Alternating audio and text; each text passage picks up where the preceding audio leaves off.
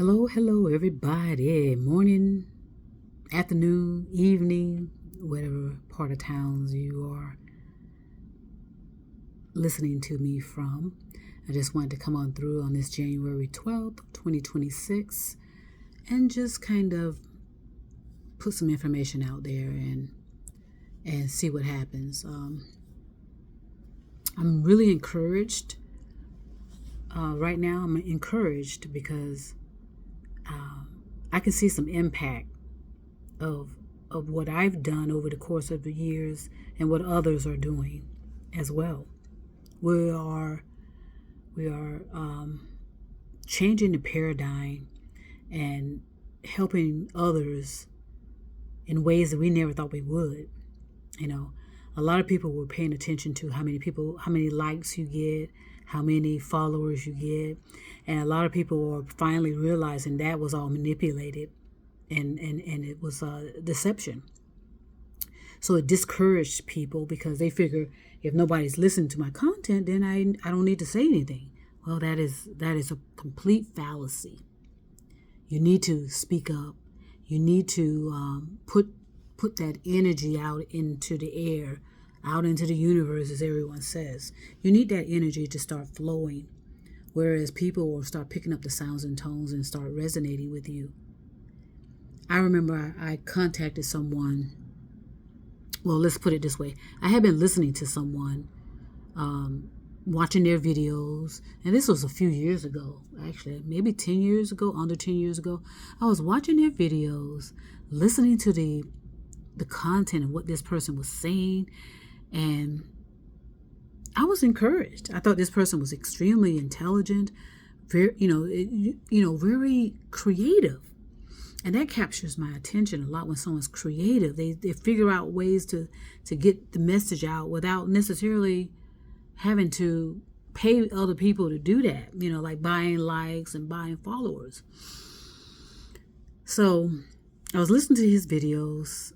Again, they were very creative and just, had the metaphors were incredible, the figurativeness, and, it's just how this person was attempting to communicate with others, because he had a speech impediment, just as I do. I have a speech impediment, but if I just kind of relax and breathe properly, you wouldn't know.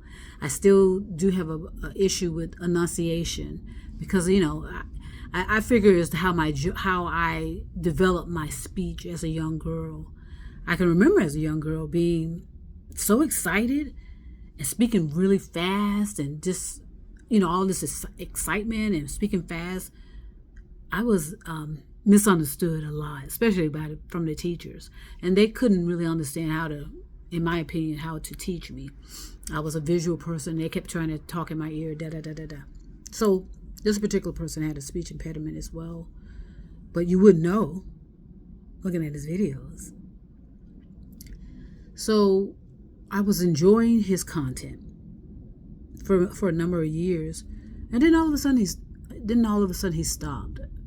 And I thought that was I wasn't sure why, but I knew people have a lot going on in their lives, and they just cannot, spend a lot of time worrying about the frame of social media. Again, social media, internet, all of it is just a frame of your life. If you pan out, there's other responsibilities that we have to take care of. That's our basic necessities. Where we're going to live, how we're going to feed ourselves, how we're going to, do the basic necessities in life. So that's probably why this person stopped. And they were not getting a high number of views. And so I think that may have discouraged this person as well, because they were using some of the technology out there. And I thought everything looked, do you need to be fancy with how you deliver your content? I say, no, you don't. When I read a book, sometimes it's just plain words on the page. There's nothing fancy about, because again, your consciousness has everything it needs to help you evolve your help you evolve it, but you have to tap into it properly. And it doesn't matter. So many people believe they know how to make money online, which is a lie. It's usually pyramid schemes and Ponzi schemes. A lot of people are desperate. I was just talking to someone, and I can sense desperation. And then there's a lot of so-called influencers, so-called experts who are packing the bottleneck because they refuse to get the hell out of the way. They think they're the experts, and so they don't want anybody to come in and genuinely display their expertise. And that's what it is about creative people like myself. We're just creative. We'll do this, and I've said this before, I'll do this even if I wasn't getting paid. So I remember this person I was following. It was creative. It makes sense. It was logical, rational, and reasonable. Anyone from any language could understand what this person was attempting to display or share. Again, they stopped. And a few years later, I was like wondering, So I reached out to him, and I asked him, what happened? Why did you disappear? Da, da, da, da, da. So I know life was taken over because, sometimes as a creator, as I said, we'll do this even if we were not getting paid or not. But how rational is that, though? We have to be paid somehow. We have to receive payment in some form or fashion to, as I said, provide for ourselves, our basic necessities. And I asked him what happened. Why did you disappear? And he said he realized, because he thought he was a part of a like-mindedness group of people. And then he realized it turned out to be a cult, C-O-L-T. So he didn't say that directly. I just know how to read between the lines. He realized that they were not walking the talk. And it was obvious too, because that's the same kind of thing. That's what happened with me when I realized I was working with so-called like-mindedness, and there was just like something tapping on my shoulder and saying, okay, there's some contradictions. It was just, the math wasn't mathing. A lot of people are saying that now. I mean, it's true. It has to add up, right? The calculations need to flow properly. They can't be theories and opinions, and that's what we have out there as far as the math. Why the math is not mathing? Because we have theories and opinions, and we call it knowledge. Blah blah blah. So this person realized that the people that were so-called of like-mindedness were nothing more, nothing less than smoke and mirrors, and a cult underneath it all. So he sort of separated himself from that, which is smart. That's what I did too as well. You just gotta be, you just need to take action. You don't need to necessarily share certain steps that you're taking. No one needs to know that you're deconstructing, as I keep saying, especially that. A lot of that is happening online, and I get the idea, but again, walk the talk. Okay, get the results, get the results you're seeking, and make sure, that you're solid, and the math does add up. So, as you're going through all of this, this morning I got up and I can sense, based on cause and effect, a lot of people are going to be desperate. Okay, is this? And then we're dealing with a dictator regime. And as I said, the dictatorship that we're experiencing now didn't just start this term. This has been going on since at least the 40s when we dropped those bombs. Okay? We're living in the consequences of that via our health especially. And not only our health, but our economics. The curtains are being opened. Okay, everything's being revealed. I told you 2025 was the year, in my opinion, of people being exposed and the curtain being open. People coming out talking about they were abused as children, and they know that was a lie.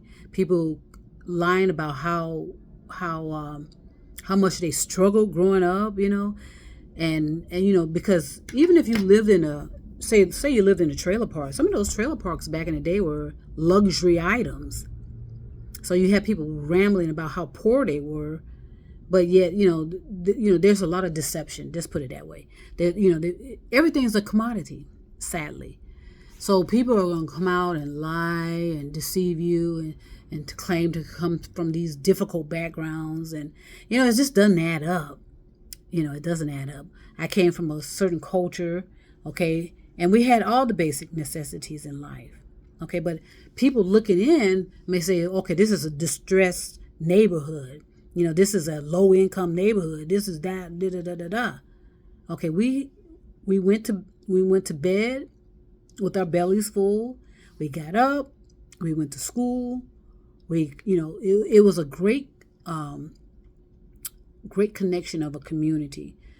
And of course, just like every other Black American culture, it was infiltrated. Okay, it was eroded. Libraries started disappearing. Restaurants started. The necessary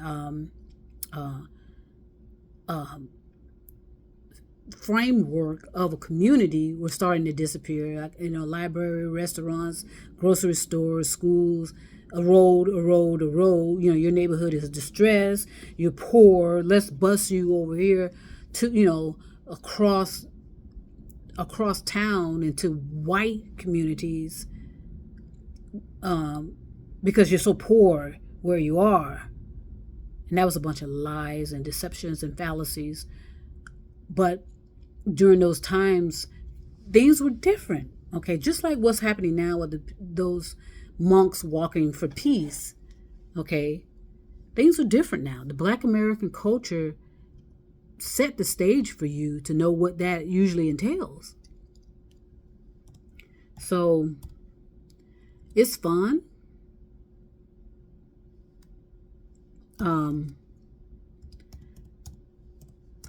To go through this process of reconstruction and understanding why you do this and that and the other.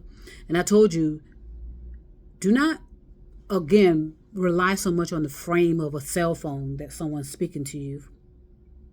If you can, go to that location,